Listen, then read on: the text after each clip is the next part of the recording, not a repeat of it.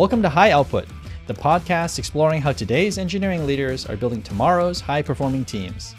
I'm your host, William Chang, and each episode we sit down with visionary engineering leaders who are forging new paths in our rapidly evolving field. Join us as we gain a window into tomorrow's software organizations and discover what's next for our profession and the entire software industry. This episode is brought to you by Maestro AI. Engineering leaders, let's be real, building high-performing software teams has never been more challenging. You're trying to ship faster, keep your team healthy, and communicate value to stakeholders. That's where Maestro comes in. Maestro enables you to understand everything that's happening in order to improve velocity, spot blockers, and make better decisions faster. Maestro seamlessly integrates with your existing tools like Jira, GitHub, and Slack, so you don't need to change your workflow. Maestro cuts through the noise, revealing exactly who is delivering, who needs help, and where your team is spending time and energy. Visit getmaestro.ai for more info, because you don't know everything, but Maestro does. All right, super happy to welcome our guest today, Loic Houssier. Loic is an engineering executive with 20 years of leadership experience spanning startups, scale-ups, and global enterprises. He specializes in helping high-growth companies scale with speed and discipline, combining technical depth with strong operational mindsets. He currently leads engineering at Superhuman, the most productive email app ever made, where he's joined at a pivotal moment in the company's growth. Loic brought a new level of executional rigor, embedding a culture of speed not just in the product, where every interaction happens in under 100 milliseconds, but also in how the team ships, scales, and makes decisions. Previously, he held senior engineering roles at Product Board, First Base, and DocuSign, where he led global teams through platform expansion, org design, and M&A. Welcome to the show, Loic. Hi, William. Thanks for having me. Super glad to chat. First, please tell everybody about yourself. How did you get into engineering leadership? Wow, that was a long time ago. So I won't tell like the full story, but like in a nutshell, I started my career in France. You probably have noticed that my accent is not exactly from San Francisco. So I'm not a native. I'm an imported person. I started my career as a math graduate, and I was doing applied mathematics to security. So playing with cryptography at the time. Was a security researcher for a good amount of my time, then switched into the defense industry. And that was like those big corporations where when you are somewhat like gritty and you have energy and basically you're not doing too many mistakes. You're part of a program like they call talent program, and I got the opportunity to do like different jobs into this like big company. Interesting. Yeah, that was great, and including doing some maintenance on submarines and carrier aircraft and stuff like this. Wow. Doing stuff like on like nuclear civil plants. So nothing related to the tech industry, but as part of the leadership learnings, I was sort of like forced to, not drive through my technical legitimacy anymore because I had no clue. I don't know how to manage like a torpedo system, how to manage like a big like a diesel engine or like a nuclear engine and stuff like this. So from a growth standpoint, like that was some sort of like a turning point for me. It's like, oh, okay, there's different ways to, lead people, not only because you know, but like because you have like the curiosity to understand how you're working and try to adapt some patterns there. And long story short, I came back to the tech industry and I became basically an engineering leader, like in a small company. Ended up becoming a CTO at that time, still in the defense industry, but on basically the software side this time. And it was, 15 years ago, something like this. Nice. What do you like more? Obviously you've been doing software and software leadership for a while now, but do you miss those days when you're just doing security research or working in the defense industry? Security research was interesting. I think I was not made for it. There's like I was supposed to do like a PhD, but like working 3 years on the same topic was not made for me. Like I'm some sort of like I don't know, I should have some sort of like a light ADHD type of brain. So like I cannot just focus on the same stuff all the time.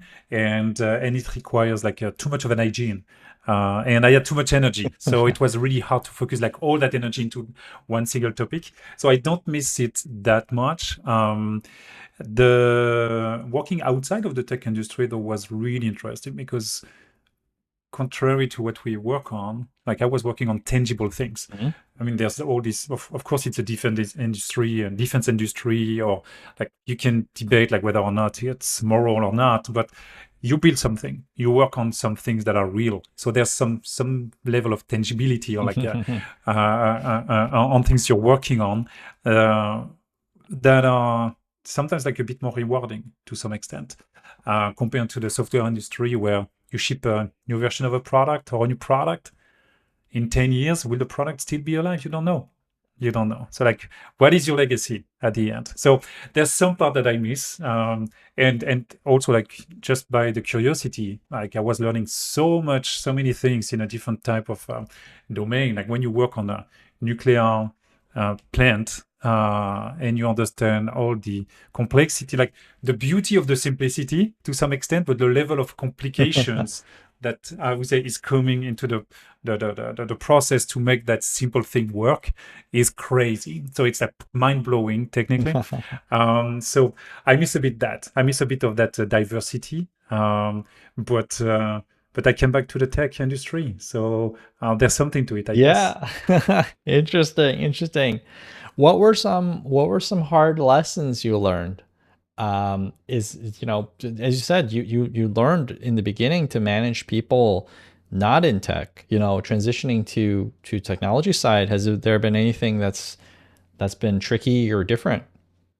Yeah, I guess like the probably the first thing you learn and is to manage your ego. I would say fast forward, I had a wonderful CEO at DocuSign that used this equation, which was like the success is equal to basically your talent multiplied by your effort dividing by your ego square. Uh, and I found this like really like it talks to me. Like it was like, oh shit, that's it. Yeah. Of course, of course. And when I started my career and I was like moving into the defense industry, I was probably a bit full of myself. Like I was this security engineer, I was running with my technical legitimacy. So sort of like people were listening to me. And all of a sudden, you need to help and drive people and they know better than you. So all of a sudden you're like, holy damn. So there's no ego. I need to put my ego in my pocket. I don't know anything. So let's play like a different way. And you have to go with like a lot of humility and just say like, guys, I don't know a fucking clue about it. Pardon my French, and sorry for your listeners. You are French though, so there you go.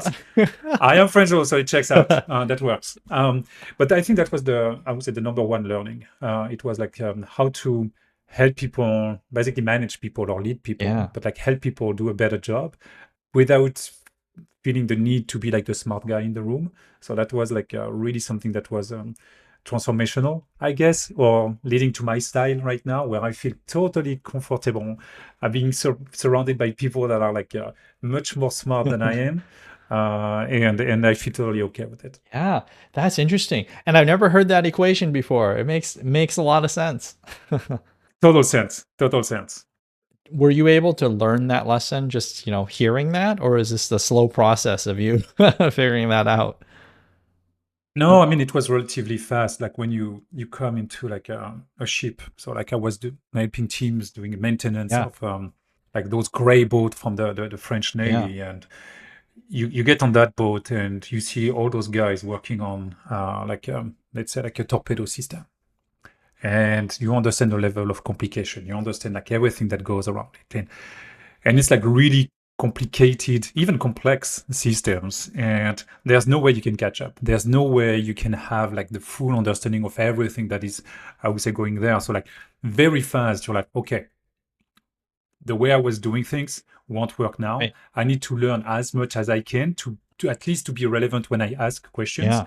And I had like really solid, I would say, relationship build, I would say, with that. Like just with that humility, I'm like, oh damn, it works. Yeah. People understand that I'm not here to be like the leader or the manager that will do like a top-down decisions. I was like driving with questions, driving with like genuine curiosity, and the reaction was like great. I'm like, oh, cool, this works. Yeah. So people are like helping me, helping them. That sounds like easy. That's super cool. So no, it was. So it was. I think it was a really fast process. Yeah. Because you cannot survive in a world like this if you're full of yourself and like with large ego and believe you know everything. That would have been a disaster. Yeah. And I think being thrown in an environment where it was incredibly difficult for you to learn everything very quickly, right, is also, that was a good thing. It sounds like that was a good thing. That was a great enforcing function because typically, I don't want to enter too much into the details, but you have a boat that is coming from a mission. You have something like 6 weeks. And in 6 weeks, you need to basically like clean it up, replace everything that needs to be replaced, like do like all the maintenance that need to be done. And in 6 weeks, those people need to go back on the sea. Yeah. Whatever they have to do there. So like you have like very limited time frame. It's time constrained. So you cannot just say like, oh, we ship 1 week later. Doesn't work. So yeah, you don't have the time to think twice, basically. So you have to adjust to this mindset of people just getting shit done. Yeah. And you have to fit in really fast. So like you have no choice but to shut up and learn, understand the ways, and help how you can. Yeah. So that was great. That was a great experience. Yeah. Well, then playing that forward, taking those same lessons now to Superhuman, you joined not at the beginning. So people have built a lot of things that maybe you don't know exactly how it works and everything. It seems like there's some parallels there. Oh, 100%. I mean, I joined Superhuman for basically a couple of reasons. Like the business was doing great, the people I've met, I would say, were just nice and everything. But I was very curious about the craft. Like Superhuman is known to be like a very polished and crafted experience for the end users. And I was curious to understand how they were building that. What was the DNA behind it? So I came in with the same like genuine curiosity. I'm like, oh damn, I will learn some new stuff. That's super cool. What a great opportunity for me. And not only I learned about the product taste, which is like a key differentiator. And if we switch into like discussing about AI, I do believe that this is something that will make a difference, having this product taste. But not only the product taste, but the level of technical work that was put in place to have this very fast experience, to basically build with the assumption that the network will slow you down. So just assume the network is not there. Like, okay, so you need to build without a backend. And how do you do that into like multiple devices and make it like crazy fast? So that was incredible. And I was not suspecting that level of depth on the technical side. Yeah, I was just blown away. So hopefully my folks, the people that I support now in the engineering group, feel that I came in with this like a genuine candor and curiosity, and I hope I'm helpful. Yeah. Yeah. No, I'm sure you are. What it sounds like you learned not just from the technical side, but also there's some process things there too, right? It sounds like you said product taste, but also there must have been some sort of process thing that you've picked up as well. No, they have like they have a different way. For one, the people are different. Rahul, the CEO, is pretty famous about like the product market fit framework that is put in place to make sure that Superhuman was a success. But I would say even more than this, I would argue, he created an organization and a team that really cares about the craft, really cares about the experience. So every engineer that is brought in, they have this care for the end user experience. Even a backend engineer will think about like the latency of their API and how this will be reflected in the experience. And so that was really interesting to see. And like from a process standpoint, there was already like some rituals in place to make sure that the quality of the experience, the quality of the design, the quality of the app itself is top notch, and that the experience is great. So look, one I would say, pretty famous internal rule is like the 100 millisecond rule. Like every single interaction needs to be below or like under 100 milliseconds, because this is when you feel that things are instantaneous. And everything is coming from game design. Interestingly, Rahul, the CEO, is a gamer at heart, and he's still playing a lot. And he learned a lot from the game design and tried to bring like the game design philosophy into the product, so that the people that are using the product have the same feeling, like they enjoy like playing with the product. And we are dealing with emails. Everyone hates being in emails every day. So and this is where he was like successful, is like creating an experience where people feel happy to. Like our people, like our users on average, they spend like 3 hours a day in emails. Wow. Most of our users are C-level CEOs, like VP level, or like in the sales organization. Like they live day in, day out in their emails. If you basically craft a crappy experience, they will hate you. Yeah. They will hate you. Like I would make like the parallel, like engineers working in Jira every day. The experience is not great. The love for say for Jira is not there, Yeah. and that's why we see the success of Linear. So the parallel is sort of like the same. Like if you live day in, day out in Gmail or Outlook, and you start using Superhuman, it's like, wow, different experience. Yeah. Different experience. So that's something that I learned there, and that was like very, very interesting. How did you guys build that culture? I mean, is that a hiring thing? You know, you need to hire people with a product sense, or is it like fostered internally? How do you do it? Because that sounds great to me. Yeah, yes and yes, yes and yes. It starts with hiring. Of course, I would say we have like everyone, we have a job description internally where you define like the type of skills or like criteria that you want to see in people. And the product sense is something that is here for everyone. And what is interesting, we are also looking at, I would say, at that delight appetite across all functions. One thing that is like really interesting, we put like the same level of attention to a bill that we send over email to tell you like how much you owe us. Like the way we craft it, so like people in finance, they do care about the way they interact with our customers, the same way we do care about the product interacting with the users. Because at the end of the day, it's a full experience that you're looking at, and it's called like sensation transference. And it, like the packaging. You open a box, and like the packaging is so great, you will find the product inside so much better. Even if it's only the packaging. Right. So we put that into like everything that we do. So yes, hiring. But even like the onboarding, like when we onboard people, like even the offer, you join us, the offer is a ceremony. It's not like you receive like a DocuSign and you read the paper and you do like some back and forth. Like we will present you the offer and all the associated values of the company and everything, so that even for the offer, it's not just transactional. It's already an experience. Yeah. And this is creating a difference. Because for one, we have a closing rate that is pretty high, but it's also creating a sense of like, oh, I'm entering into a company that is different, behaves different. So that when you join, you want to be different. You want to be, I would say, paying attention to those details because your first interaction with the company was so great. Yeah. That you want to kind of like continue it. Yeah. You start off on the right foot and get people, first you get people that maybe are already a little different, but then you really emphasize that, hey, look, we're not the same old. No, exactly. And then I would say to some extent, like we are in a founder mode type of model where Rahul is very present and very paying attention to the details. So everyone that is building features, they will know.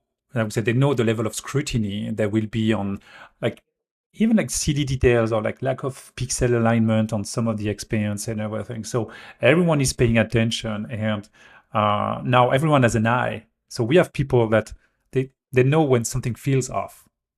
Like they have this eye, like feels weird. There's something there, And indeed, maybe it's a lack of alignment, maybe it's like some latency into the CSS animation somewhere. But it's something that basically it's a muscle. It's a muscle you build over time. And we are lucky to have like Rahul that is reviewing everything that is going into production. Really? And it will make those. Yeah, sure. Now you can ask the question of how do you scale Yeah. this? And I would say within an organization, which is a different, I would say, set of challenges that we can face. But for sure, this is building a muscle in every single engineer, designer, product manager, product marketer. Everyone knows that the bar is that high. Yeah.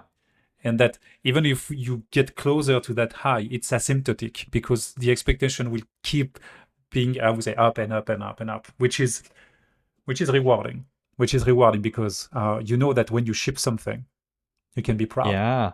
And that's a different feeling. That's amazing. That's amazing. That's good to hear. Yeah, you're making me want to apply. Yeah. Interesting, interesting. So, when you think emails, a lot of people now think, well, why can't AI just handle my emails? And, Google, for example, they're shoving Gemini in everybody's throats for, that are using Google Workspace. Microsoft is doing the same thing with the Copilot. How do you guys think about that? Is AI integral to that experience? Is it hype? What do you think? I mean, there's always a level of hype, but that's a hype that will stay.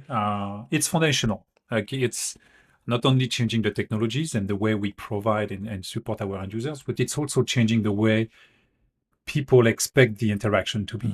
Like everyone is using ChatGPT. Or some version of it. My daughter, she's French, and she uses Le Chat from a French company. So like everyone is using those sort of like chatbots or like chat canvas type of interaction, and it's changing the way I would say those kids, especially, expect all interactions to be or to become. So there's a change that is happening there. That said, there's some design patterns that still feels great. So for example, email is a simple list of tasks or things that you need to tackle. So like, how do you think about it? Like, would a chatbot be sufficient to provide you with a good perspective of like your backlog of things you need to treat today that are important? Maybe not. But to come back to your point, there's also something to be said about like who's your customer? Gmail, Outlook, they need to target both my kids and my mom. That's a wide spectrum of people. So you need to do like the kind of like the worst of both worlds. So you need like to surface to support everyone, which is the hardest from a UX standpoint because you cannot be great anywhere. So you're average everywhere. We are focusing on a different persona, a different type of person that is probably a bit technical, that understands that their time is highly valuable. And but having a different experience, you can move faster and save some time. So there's already like an intent to save some time. So our people are different. So we can laser focus on those people. And this is the product market fit, I would say, approach that Rahul framed about this very disappointed score and focusing on those people and doubling down on those people and providing like, I would say, feature for them. So coming back to it and closing the loop now, yes, they have like models, they have the data, they have a lot of things, but they don't have the product taste. And they don't even have the opportunity to craft a product taste that would be laser focused on specific personas. So sure, they would be doing stuff, but it would be clunky at best. So are we afraid? Not exactly. Yeah. But we know where our strength lies. We know what their strength is. So of course they would be always there. But there's a reason why people are paying $40 a month to use Superhuman today compared to a free competition that is Gmail or Outlook. Yeah. And we do believe that AI is not changing that. Yeah. Okay. Yeah, good. I like how you're so confident about that too, right? It's, you're up against some tough competitors, but you know who you're serving, and I think you're absolutely right. Like, can you make a perfect product for everybody? That sounds hard to me. No, I mean, it's like if we make the same analogy like that I was using, like Jira and Linear. So Jira is supporting so many different teams, and like the flexibility of the tool makes it Mm-hmm. complex. So Linear was focusing on SMBs and small teams, and like you can craft an experience that is just delightful. That's great. But then success, and then bigger and bigger teams, more and more features, more and more functionalities, and this is where it's hard because how do you like making things simple is freaking hard, both in the code, but like in the user experience as well. It's always like some level of tension that is like Yeah. super interesting field. Yeah. Well, that's a really good take um, on superhuman strengths and everything, and AI. Do you see AI changing the um, the software development experience as superhuman? It does, and it has already, like to some extent. I can give you some numbers. Like we had a survey running, I would say in the team, uh, like in end of August, and we roughly said starting our like AI push in terms of like dev life cycle in a structured way in Jan. So we have like almost 90% of our population using AI daily, and we have, I think, like 70% of our PRs that are AI augmented. And out of that 70% of AI augmented PRs, 90% are, I would say, positive Hmm. interactions. So we try to measure how positive this is, because sometimes you secure around with like Cloud Code or whatever, you spend some time and everything. At the end, you end up having like something that is working, but you're like, oh, damn, that was not good. Like if I had like done it myself, would have been faster. Mm-hmm. So we try to measure, I would say this, and clearly we saw an evolution, and now like 90% of those interactions are net positive.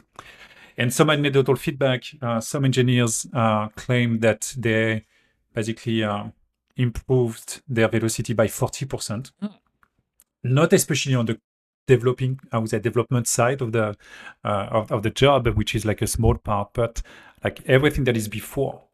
Like you come into a new code base, you're trying to understand what this freaking library is doing. Before you had to find the entry point, Mm-hmm. map the Mm-hmm. dependencies, and kind of like build your own mental model. This is taking time.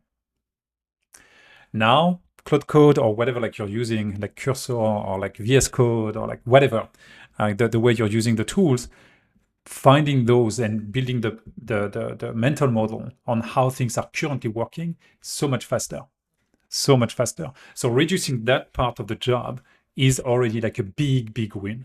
So up to 40% globally. um, so yes, and we have some folks also like playing around with like multiple agents, like one agent that is doing like the basically the linear. So now linear has a, I would say, some nice integrations, Mm-hmm. but like doing the, I would say, playing, I would say, with linear, playing with the PR, some, I would say, agent that would do the review and kind of like building the circles and like managing agents versus being in the code. Doesn't work for everything, of course, but we've seen some cool stuff.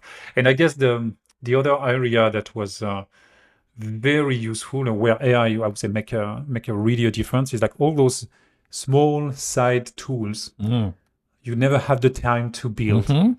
They're not running in production. They're just doing some data manipulation. They're doing some whatever. Like those now we have time to do because it's so easy to be like a side project, one-off project that will do like the crunch of the data and everything. That's, I would say, that's crazy good. Yeah. That's crazy good. Yeah. Do you find that there's a tension between, earlier we talked about taste and that trying to maintain quality, having that product sense, and on the other side, when people think AI coding, a lot of people think vibe coding or just throw it to AI and everything, which obviously has no taste, right? How do you maintain that taste and quality and drive even with AI augmentation? Are there tips? I wish there was tips. I don't know. This is a good, I would say, for one, the context is, I would say, maybe different. We have generally a very senior team. Mhm. So typical startup, very lean, and over optimizing on seniority.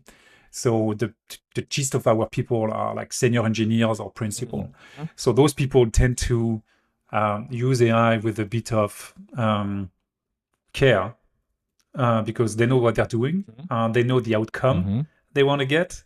And they just between quotes, but like they just use AI to get faster to this outcome. Mm-hmm. So the opportunity to kind of like have like some mess into the PRs is limited by the type of population we have.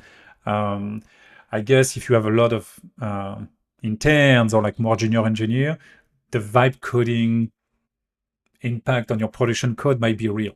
It's not really a problem for us, or it's easily detected because it's not part of our DNA. That said, one thing that AI is changing for us, it's not in the tooling, I would say per se, but like the user experience. We used to control all the outcomes of the product, all the controls. Every time you want to do something, we were fully in control. All of a sudden, with AI, the way you prompt the internal like AI box, like to search your email and everything, Right. we don't control the way you do your prompt. Right. You might not be great at prompting. You might not be an amazing English speaker. So like maybe you lack the subtlety to find exactly what you're looking for. This is bringing a new challenge for us because we were controlling every single part of the interaction. Feels fast, feels right, feels correct. And all of a sudden you're like, oh, damn, the outcome of the search box is not what I was looking for. Yeah, but like garbage in, garbage out to some extent. So how do you control the garbage in? So this is bringing like new set of challenges from a user experience standpoint that are really interesting to, I would say, to try to tackle. Yeah. And that must be model dependent too, right? Because the same bad input, if you pass it into different models, could have different interpretations, especially for search use cases. No, 100%. Like the consistency that we were used to is not there anymore. So for one, you have a level of indeterminism. So we were used to have like deterministic results. You don't have those deterministic results all the time. Sometimes the model that is behind an API is supposedly the same, but weirdly enough, this week the results are so different. So I think that your audience will, I would say, probably laugh at it. But like we all faced the surprisingly change of behavior of a model that is technically not changing its version. So there's all of that that you need to manage and you need to protect the end user from, which is interesting. And we're also facing like at Superhuman some sort of like a challenge that not everyone has. When you use like an AI native product, you cannot expect things to be broken because people build fast. It's you know that there's a model behind it and everything.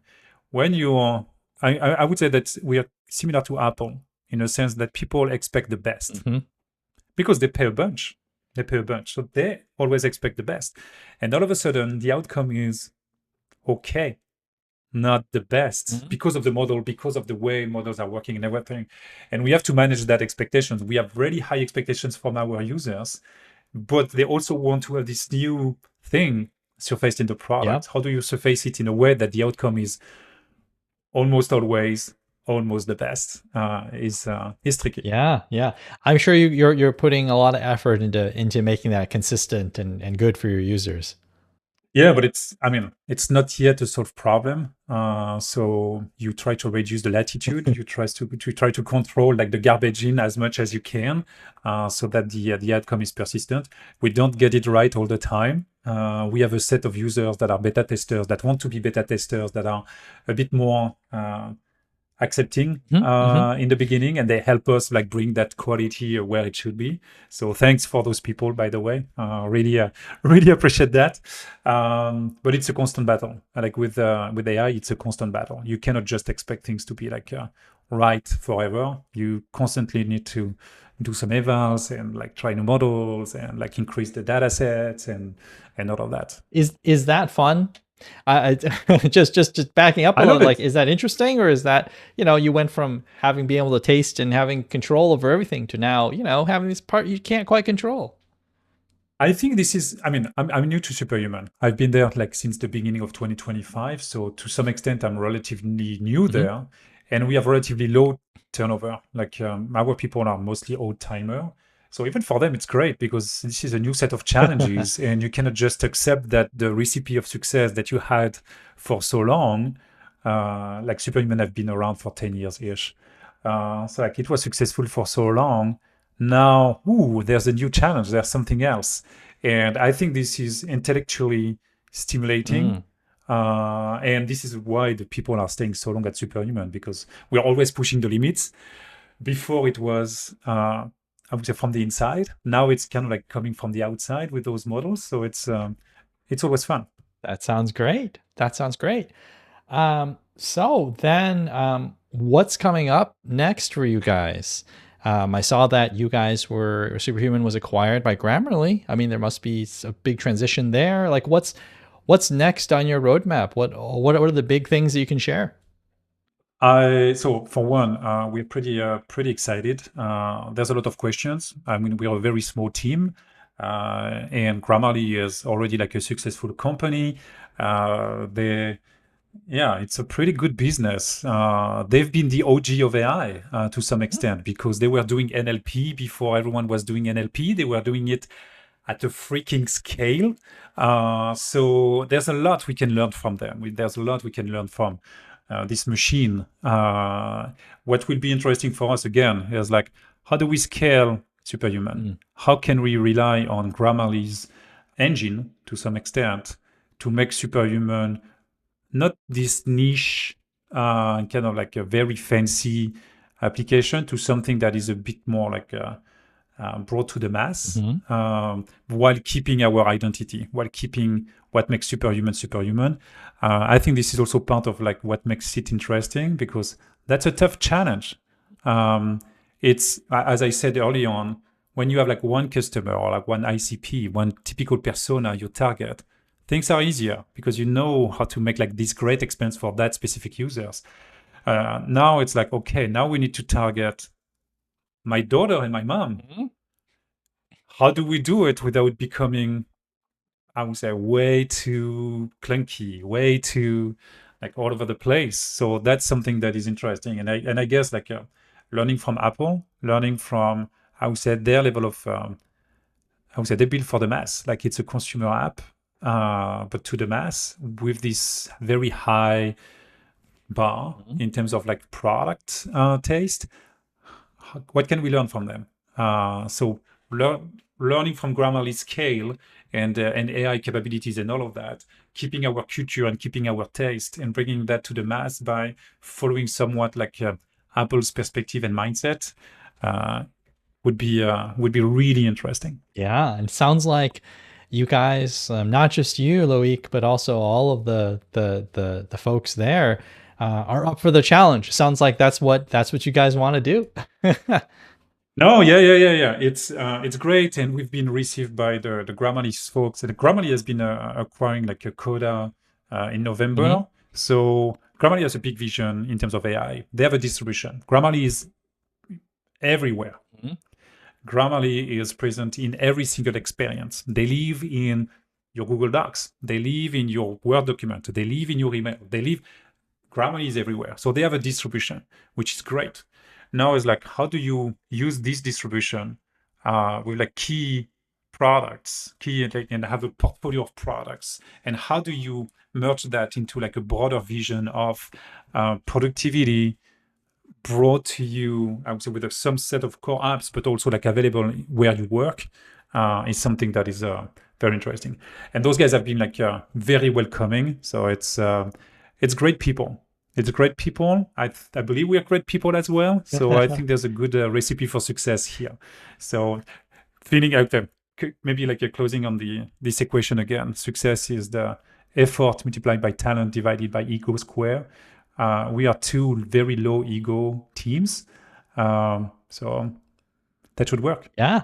Well, I'll be looking out for what you guys come up with. I'm really looking forward to it. Thanks a lot, William. Yeah, and thanks for coming on the show, Loic. Thanks a bunch. Really enjoyed the chat, and anytime.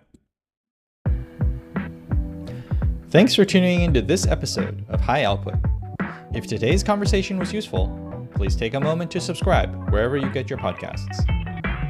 Engineering leadership is evolving rapidly, and we're committed to bringing you insights from the front lines every week.